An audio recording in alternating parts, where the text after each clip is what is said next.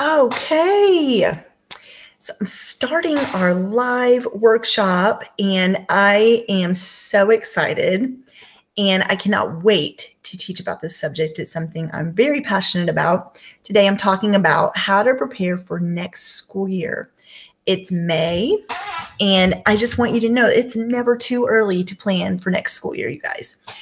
As you're winding up the school year and you are doing all your end of the year performances and all the things going on at the end of the year. There's so much going on in May. It really is never too early to start thinking about next school year. So I know there are some of you that could not make it live, and this will be posted in the membership site under the May category teacher training. So I'm going to go ahead and just jump right in. The other thing I want to say real quick, actually, before I jump right in, is that there's going to be a printable of the notes I talked about tonight under the teacher resources PDFs category also. And just look for it. It'll be called How to Prepare for Next School Year, the outline.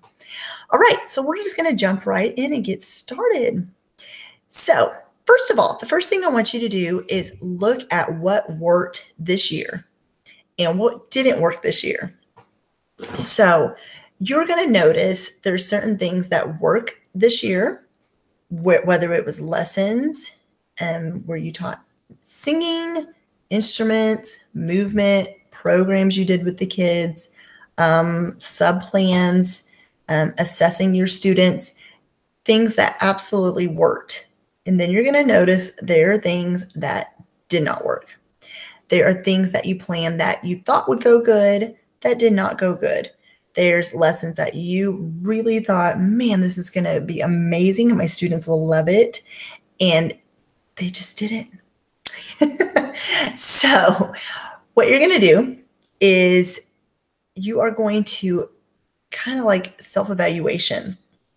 And just like you have a principal or a mentor teacher come into your classroom to evaluate you, you're going to evaluate yourself, which I think is good in life in general, is to evaluate your teaching and you as a mom, a wife, a friend, a sister, a teacher, whatever area of life is to self-evaluate. So you look at what worked and you continue doing that. Then you look at what didn't work and you don't necessarily discontinue those certain lessons and activities, but maybe you change them up. Let me give you an example.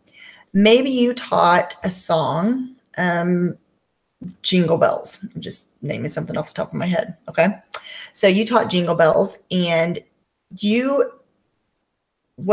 taught the song and then you just added simple Jingle Bells to it. And the kids did not like it as much as you thought they would. I'm just using a really simple song, something everybody knows. So maybe instead of discontinuing that song altogether, you think, okay, how could I make this lesson come alive more for my students? Or how could I make this lesson, how could I really teach melody better with this lesson? So instead of just simply teaching it and adding Jingle Bells, maybe next school year you teach it, then you add movement to it. Maybe you have the kids follow the melody with their hands.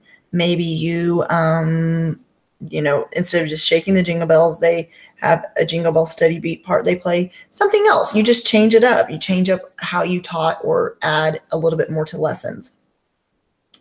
Okay, so the next thing you're going to do this summer is you're going to take professional development or trainings.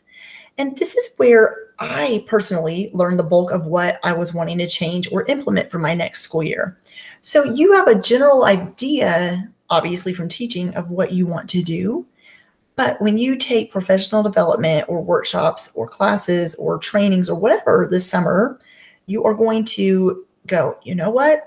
That was a great idea. I'm going to incorporate that into my classroom this year. And then you're going to think, how can I do that?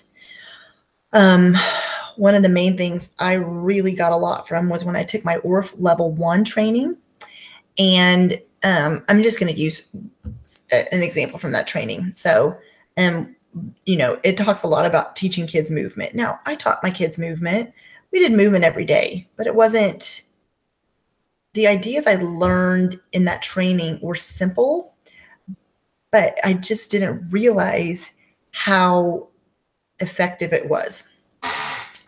So ideas for movement, especially like having the kids use scarves. And you're thinking, okay, yeah, whatever. No, you're teaching the kids to use their whole body. So large movements, small movements, high, low, in their personal space, around the room while they're walking. They're painting with the scarves, they're pretending to sweep, they're going in a circle with it. And so what I learned in this ORF training, I thought, you know what? I am teaching my students movement, but I can do a lot more. And just using simple scarves, it's amazing to me that they learn how to do a bunch of movement activities. And kids, a lot of times, I didn't realize how they aren't aware of how they're moving. So they just, you're teaching them, okay, we're going to do this stance. I want you to move right 2 times, left 2 times, and then clap your hands. Well, they don't realize that. They don't realize that they have their whole body that they can use to move. And so that's our jobs as teachers, is to show them that they can move with their whole body, large movements, small movements, with a partner, with a group of kids, by themselves, high, low, side to side, personal space, around the room. There's a whole lot of different movement activities that you can teach kids to do. So whatever professional development or training you're doing this summer, you will learn a lot of new ideas that, you just kind of were like, wow, I never thought about that on my own. And you will have new ideas to incorporate into your school year next year. Okay, so another way I like to plan out the school year is to plan whatever programs you're doing right now. So every school does it differently. In fact, my boys' music teacher does it the same thing every year. So 1st grade and 5th grade sings at the Christmas cookie walk activity, meet Santa, whatever that thing's called. And then kindergarten only sings at their little graduation. And then I think 4th grade is the one that does a big program. When I taught in my first school, it was a small school, so I only had 2 classes per grade. So I always combined, so it would just be 4 grades. I would combine kindergarten and 1st grade, and then 2nd and 3rd, and then 4th and 5th. So I did 3 programs every year.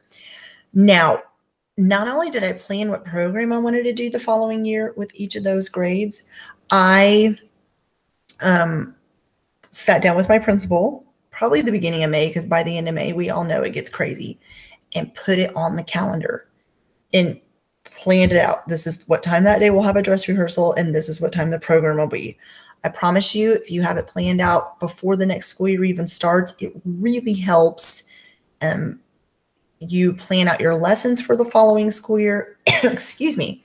So for instance, if you have, let's say your first program's in October, then in October, and let's say it's with 2nd grade or 2nd and 3rd grade, that October, your main goal is going to be working on the program, which while you work on a program, you'll still be teaching the kids melody, harmony, form, tempo, dynamics, all those good things.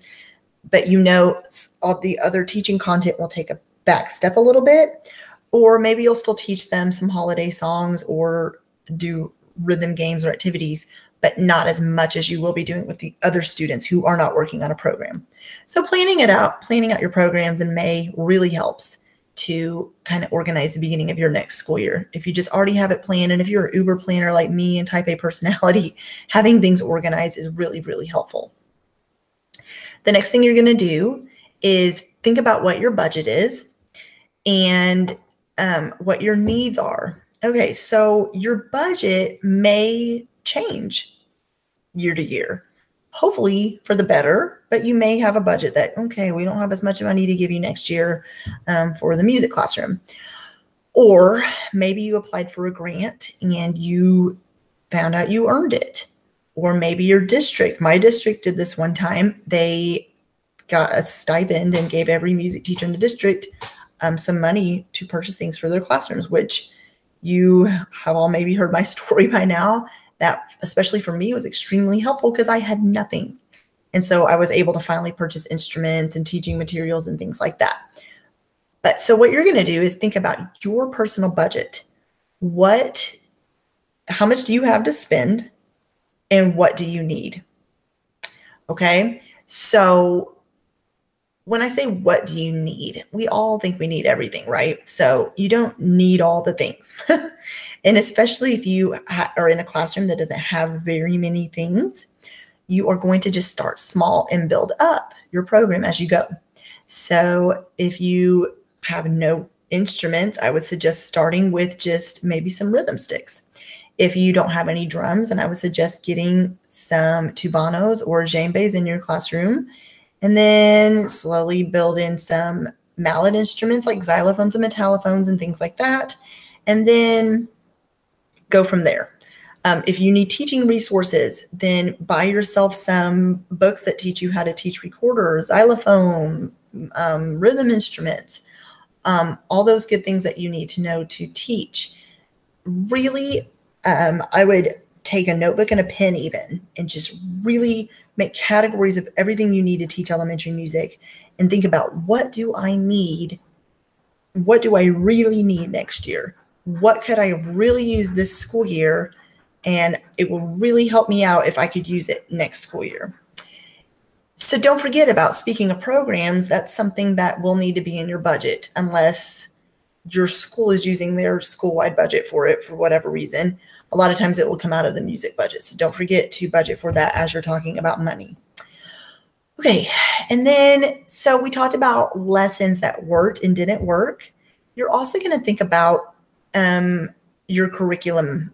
So whatever curriculum you were teaching this year, if you weren't teaching from a set curriculum, then that's perfectly fine. You're probably a little bit like me then, where you taught from a bunch of different teaching resources. And like my curriculum, I taught a little bit from different books and resources, from different trainings I had gotten, from some old textbooks in my classroom. I kind of pulled from a lot of different places.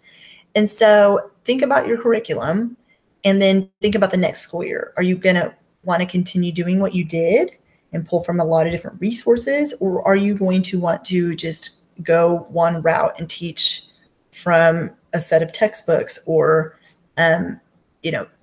think about what you really need. And then also in the music education membership, you guys know that I provide a lot of different lessons and lesson plans, and I actually just organized it for you by month.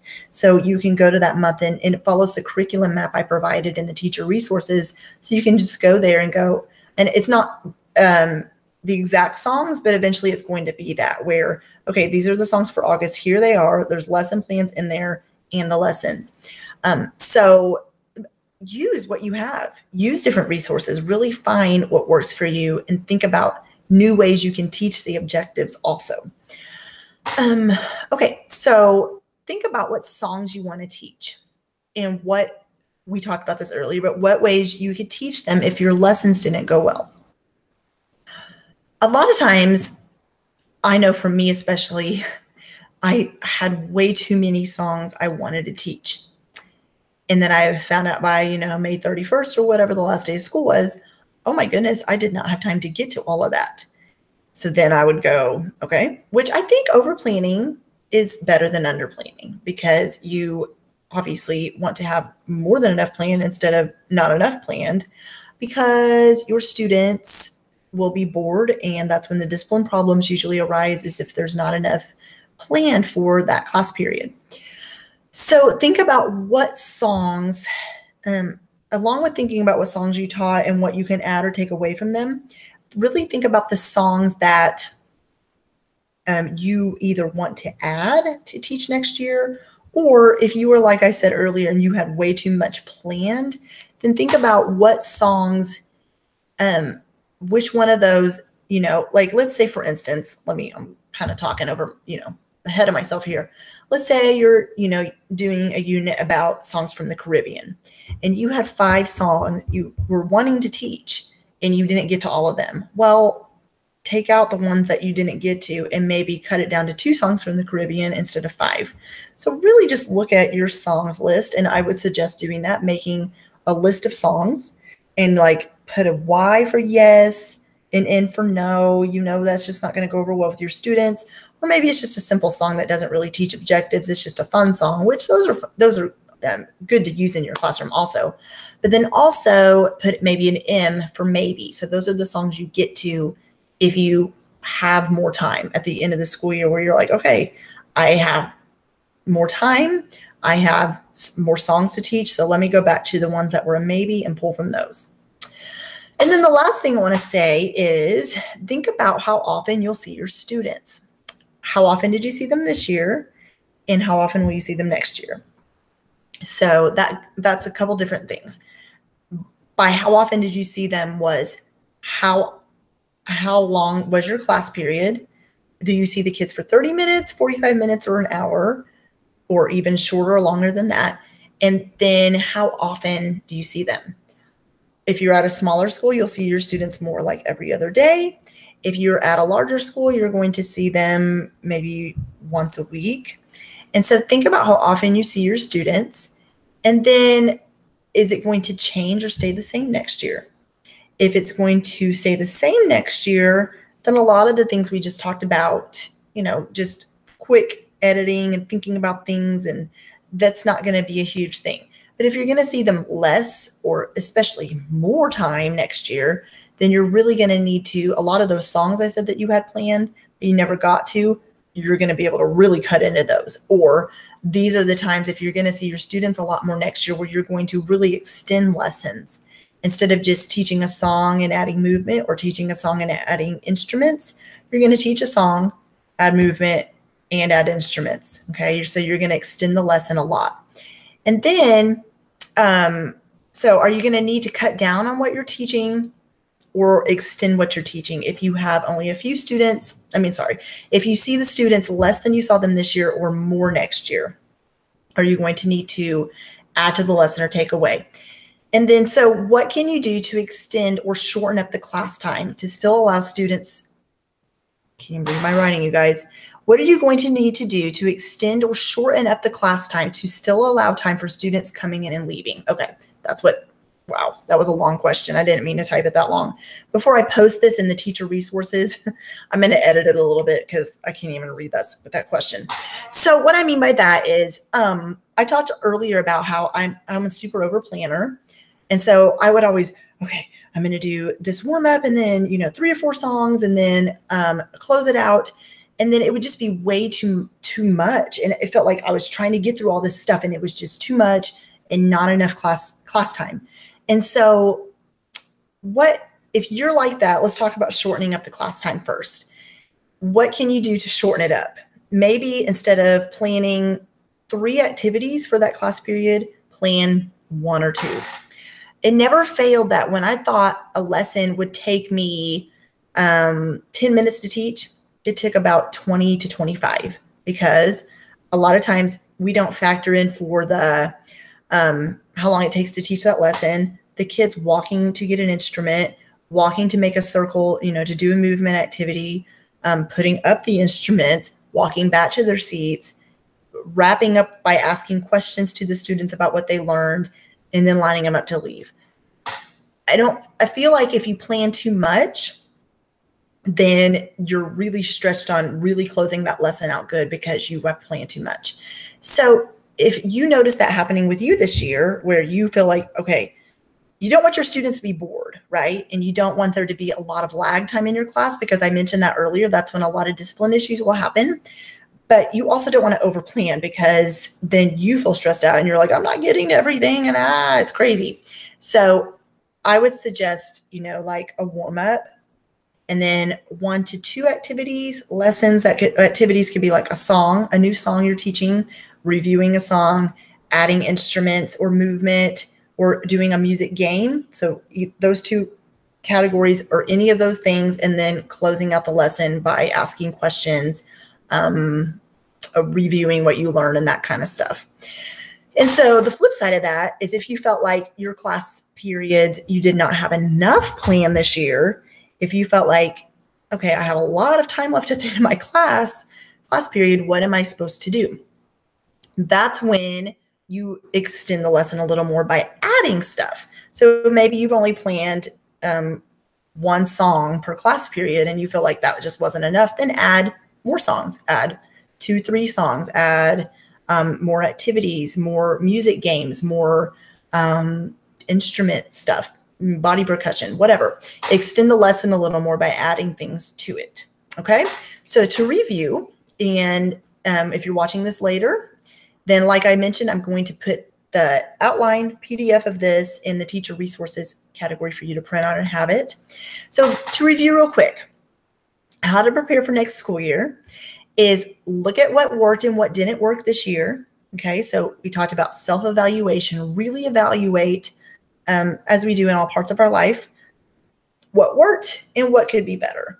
And then you're going to be taking professional development this summer, or workshops or classes or training, and you're going to learn a lot of new things in those that you're going to want to implement next year. So really think about how you can include those into your teaching next year.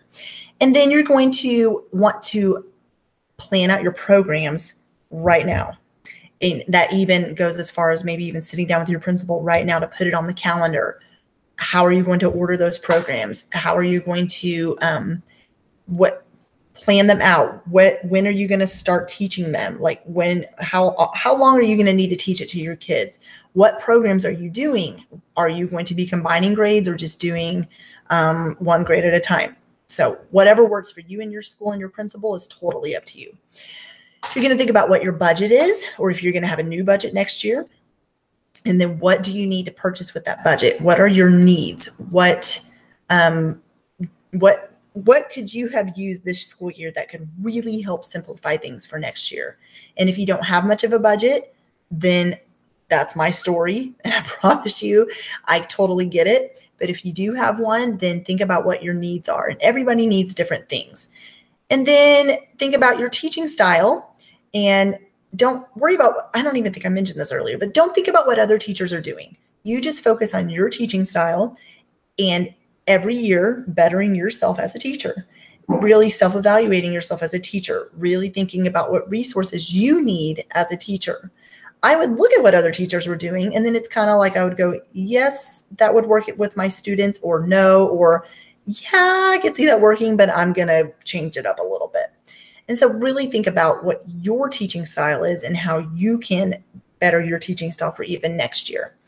And then you're going to develop a curriculum map, or think of new ways to teach objectives if you need to do that. And then really think about what songs you want to teach and different ways you could teach them if the lessons didn't go very well. And then think about how often you're going to see your students, like how long your class periods are with them, and how often, like, are you going to see them once a week, twice a week, every other week, whatever. And because that'll determine how much you're going to be able to teach them. And then are you going to need to cut down on your teaching or add to your teaching? And then extending and shortening class period lessons based on how often you see your students. Okay, so that was a lot. If I have any questions, let me click over here real quick. I do not know where my mouse went. Oh, goodness. My mouse is not coming back. If you're watching this right now, give me 1 second. Let me see. Oh, it just lit up. I cannot find the mouse. I might have to, oh, it's over there. Oh, no wonder it's on the other computer. Okay. Oh, there we go. My gosh, you guys. All right, here we go. Okay, so if you have any questions, I'm going to unmute this real quick. That was the wrong thing. Nope, that wasn't it. Okay, if you have any questions, go ahead and feel free to type them in right now. Hopefully I can see them.